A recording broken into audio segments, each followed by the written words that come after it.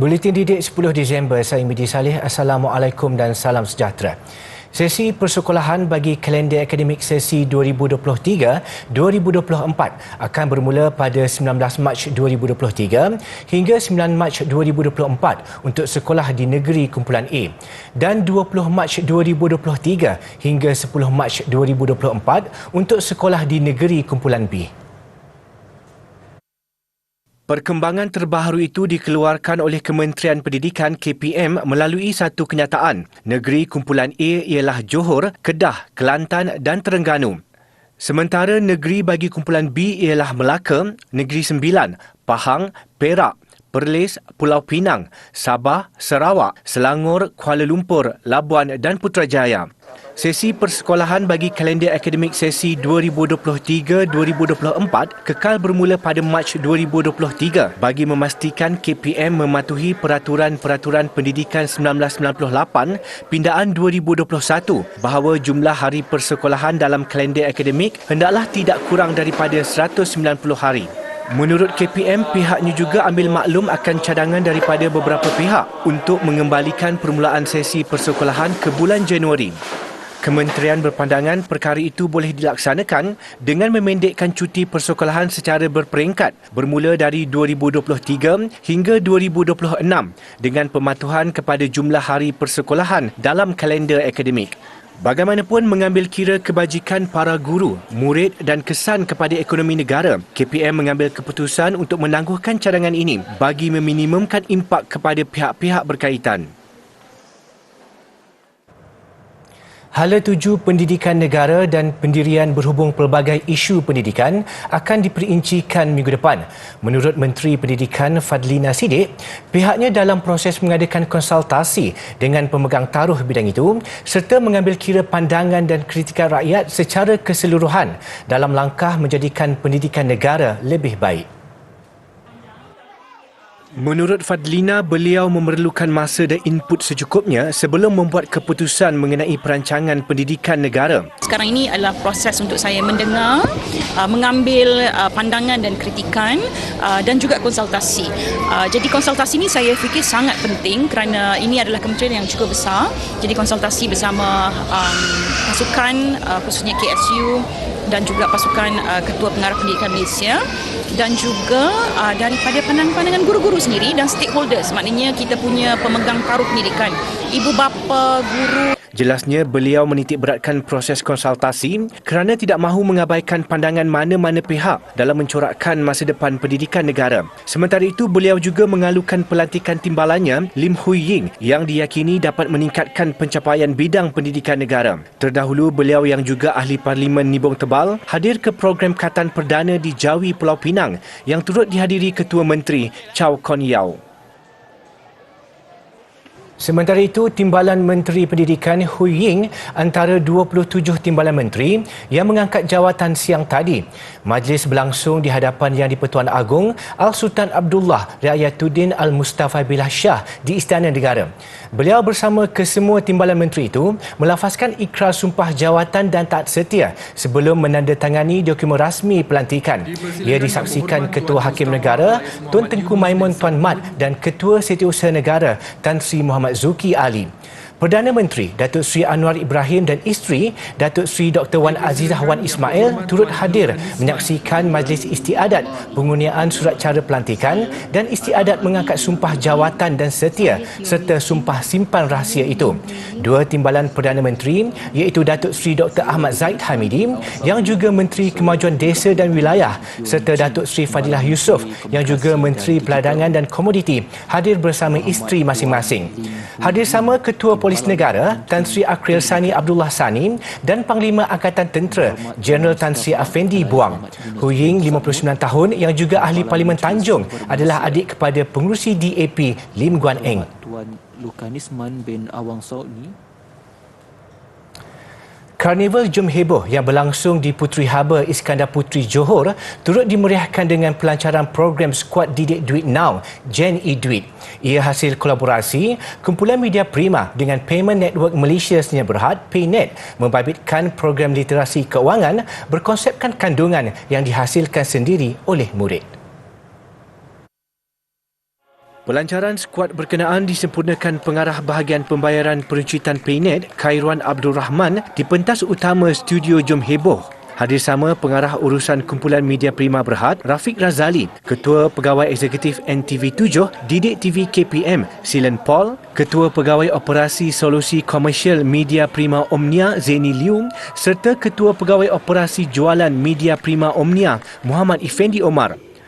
Menurut Silen Paul, program ini adalah untuk mendidik murid-murid mengenai celik keuangan, terutamanya literasi pembayaran digital, selaras dengan strategi kebangsaan celik kewangan Malaysia. Saya rasa memandangkan generasi ini adalah generasi masa depan untuk kita, adalah penting untuk kita mengajar mereka tentang celik kewangan supaya mereka bukan sahaja boleh belajar, malah sebenarnya mungkin mereka lebih cepat belajar daripada ibu bapa mereka sendiri kerana mereka daripada digital native. Jadi mereka boleh membantu ibu bapa mereka untuk menjadi celik juga daripada segi kewangan. Skuad Didik Duit Now basically kita untuk menggalakkan generasi muda lebih memahami pasal financial literacy.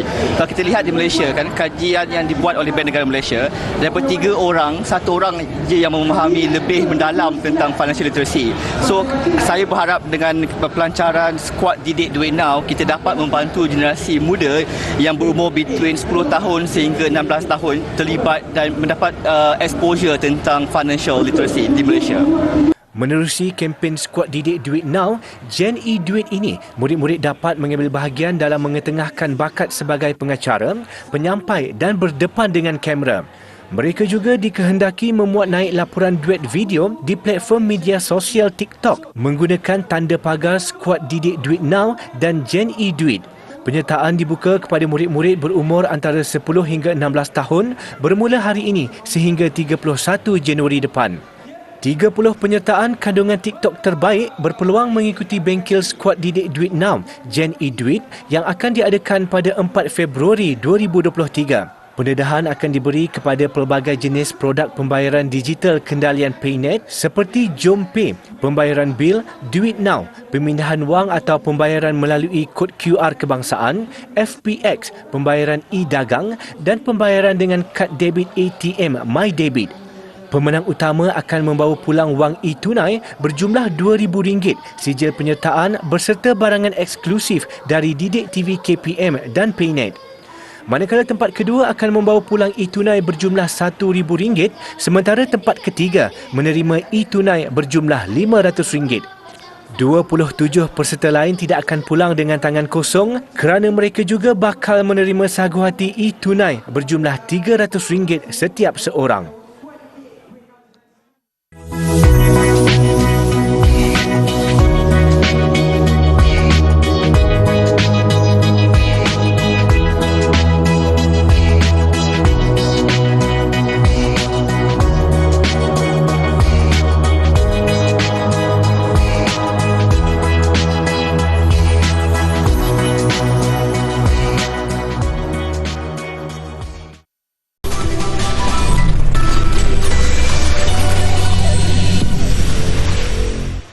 Bertemu kembali. Terdapat pelbagai persepsi negatif berkenaan dunia pementasan teater. Antaranya ialah tidak mampu memberi pulangan lumayan, tidak menjamin masa depan dan sebagainya. Namun setiap pekerjaan mempunyai sisi positifnya yang tersendiri.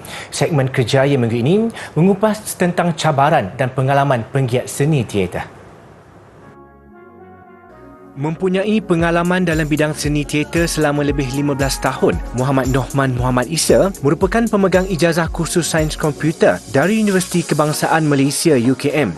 Meskipun berbeza bidang yang dipelajari, keistimewaan bidang teater lebih menarik minatnya sehingga dia berjaya mendapat pengiktirafan dari UKM melalui sijil kejurulatihan.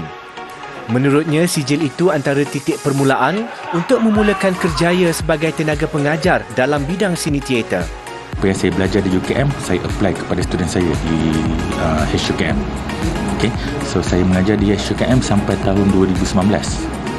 Tapi dari semasa ke semasa, bila ada offer saya mengajar di Permata Pintar kan, pada tahun 2010. Saya mengajar Permata Pintar, saya ambil. And then ada juga offer daripada College Profesional Mara Berana pun saya ambil. Saya ajar budak co-curriculum seni lah, co-curriculum seni teater. Sekarang ni yang terbaru saya mengajar College Vocational Gombak lah. Tambah Muhammad Nohman, beliau mula aktif sebagai penggiat teater sejak tahun 2012. Rezeki datang tanpa diduga. Itulah jawapannya kepada kru Buletin Didik apabila ditanya mengenai pengalaman pertama bergelar penggiat teater. Sebenarnya saya datang meeting di JKKM Selangor untuk Festival Teater Selangor. Tapi tahun tu JKKM Selangor dia tak buat festival, tapi dia gabungkan NGO ni dalam satu produksi terus ke peringkat penilaian negeri. Masa tu diorang terus lantik ahli produksi. So bila diorang lantik ahli produksi, saya ada kat situ. Sebenarnya saya wakil UKM, saya hanya meneman je pelajar UKM yang nak bertanding festival teater tu. Bercakap tentang cabaran, tidak dinafikan bidang seni teater antara bidang yang susah untuk bertahan. Antara cabarannya adalah persaingan lah sekarang ni. Persaingan tu sangat kuat. Okey, kalau macam contoh, kalau kau belajar teater sebagai seorang pelakon, bila kau nak keluar jadi pelakon tu,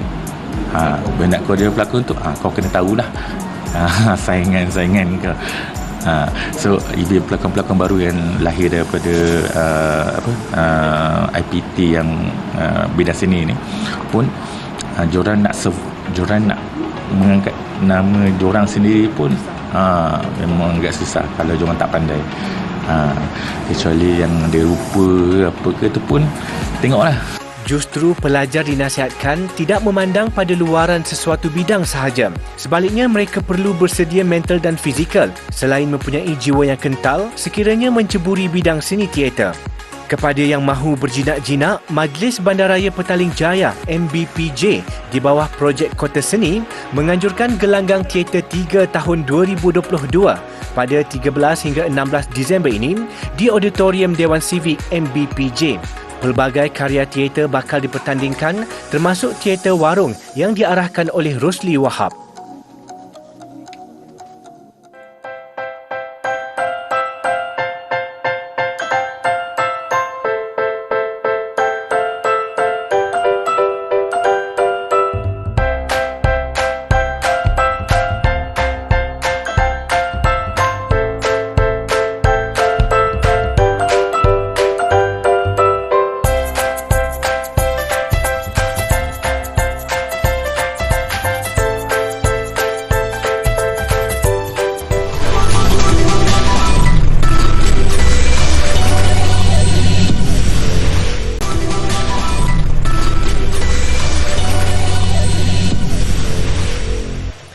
Japanese Village, satu inovasi baharu Pusat Sumber Sekolah Kebangsaan Simpang Rawai di Marang, Terengganu. Projek inovasi ini merupakan gabungan mata pelajaran Bahasa Inggeris, Bahasa Melayu, Sejarah, Sains, RBT dan PJK. Ikuti laporan yang disediakan kru TV PSS Rawai TV SK Simpang Rawai untuk segmen Wartawan Cilik minggu ini.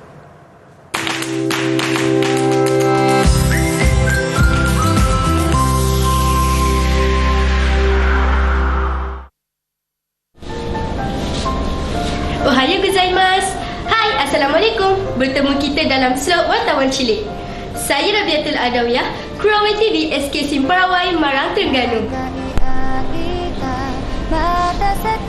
Ramai di antara kita yang pernah mengunjungi negara matahari terbit. Tetapi, pernahkah kita terfikir bahawa sebuah perkampungan Jepun yang dikenali sebagai Japanese Village wujud di sebuah sekolah yang terletak di Marang, Terengganu? Dozo hate kudasai. Ohayou gozaimasu. Assalamualaikum. SK Simpang Rawai no Inobest. Shorenya Japanese Zubaraji. Twister Sakoshi Sesumashimasu. Nihon wa Mukaya Akiri Sunado Sama-sama na Boru ni Kunederu Erabashita. Arigatou gozaimashita. Japanese Village ini adalah inovasi kolaboratif antara PSS Lestari SK Simpang Rawai bersama Sektor Sumber Teknologi dan Pendidikan Negeri Terengganu. Inovasi ini adalah gabungan mata pelajaran Bahasa Inggeris, Bahasa Melayu, Sejarah, Sains, Pendidikan Jasmani dan Kesihatan serta mata pelajaran RBT yang mana ia merupakan satu inovasi untuk merealisasikan elemen-elemen yang berkaitan dengan negara Jepun dalam pusat sumber sekolah. Inovasi ini juga menerapkan aktiviti galakan membaca dan literasi maklumat. Ia juga dapat dikaitkan dengan mata pelajaran Bahasa Inggeris tahun 3. PSS Lestari juga mempunyai kerjasama yang erat dengan alumni Universiti Hiroshima, Jepun. Penggunaan bilik ini tidak terhad kepada murid SK Simparawai sahaja. Malah, ia juga boleh dikunjungi oleh sesiapa sahaja yang ingin merasai suasana perkampungan Jepun.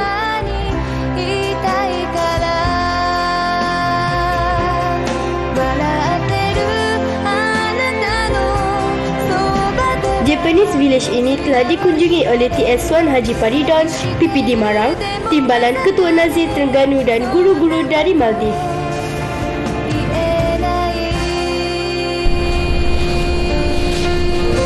Sehingga bertemu lagi pada minggu depan bersama slot Wartawan Cilik pada waktu yang sama. Bye!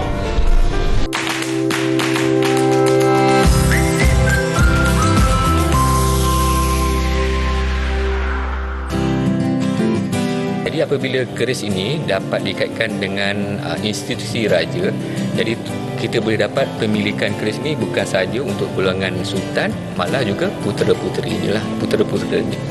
Jadi salah satu contohnya di sini kita dapat lihat keris ini dapat bercirikan keris Jawa lah, boleh dibatikan dari segi bulu dan juga sarungnya, pakaiannya. Dan sampilnya adalah berbentuk gayaman, jadi menampilkan ciri-ciri Jawa. Di bahagian penduk sarung ini, di bahagian belakangnya tertulis satu nota yang bertulis Tengku Mahmud Anak-Anda Sultan Selangor dan bertarikh 1235 Hijrah bersamaan dengan 1819 Masihi. Jadi ini adalah salah satu keris yang menunjukkan pewarisan keris diraja.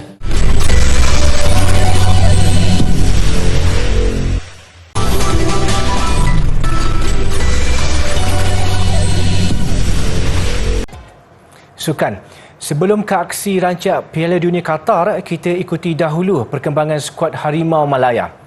Tanpa sebahagian besar pemain tonggak yang menolak panggilan menghadapi kejuaraan FFF hujung bulan ini, penampilan skuad Kim Pan-gon tetap membanggakan apabila menewaskan Kemboja 4-0 pada aksi persahabatan.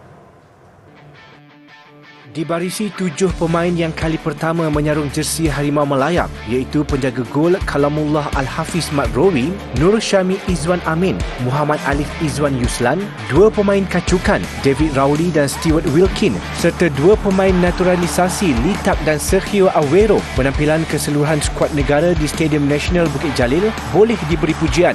Seawal minit ke-11, penyerang lincah Muhammad Faisal Abdul Halim yang diberi tanggungjawab selaku ketua pasukan membuka jaringan menerusi penyudah yang menarik. Faisal terus memberi masalah buat benteng lawan apabila gerakannya membuka ruang buat Litak mengukuhkan kedudukan Harimau Malaya pada minit ke-38. Lebih 8,000 penyokong yang menyaksikan perlawanan meskipun hujan terus ceria apabila Faisal meledak gol kedua peribadi pada minit-minit akhir babak pertama. Selepas rehat, penguasaan Harimau Malaya tampak longgar membolehkan Kemboja mencipta beberapa serangan bahaya. Namun pertahanan skuad negara bijak menyerap asakan lawan. 4 minit sebelum tamat, Stewart Wilkin melengkapkan kemenangan 4-0 skuad kebangsaan selepas pantas menyudahkan bola lantunan susulan percubaan Sapawi Rashid. Pasukan negara akan beraksi pada satu lagi perlawanan persahabatan menentang Maldives Rabu nanti sebelum kejuaraan AFF bermula 21 Disember depan. Sedutan daripada dokumentari Harry and Meghan mengakhiri buletin didik. Dokumentari itu antara yang paling ditunggu-tunggu peminat dan pengikut mereka, terutama selepas Harry dan isterinya Meghan melepaskan tugas mereka sebagai anggota keluarga di Raja Britain 2 tahun lalu. Saya Medi Saleh, salam hormat, Assalamualaikum, kita jumpa lagi.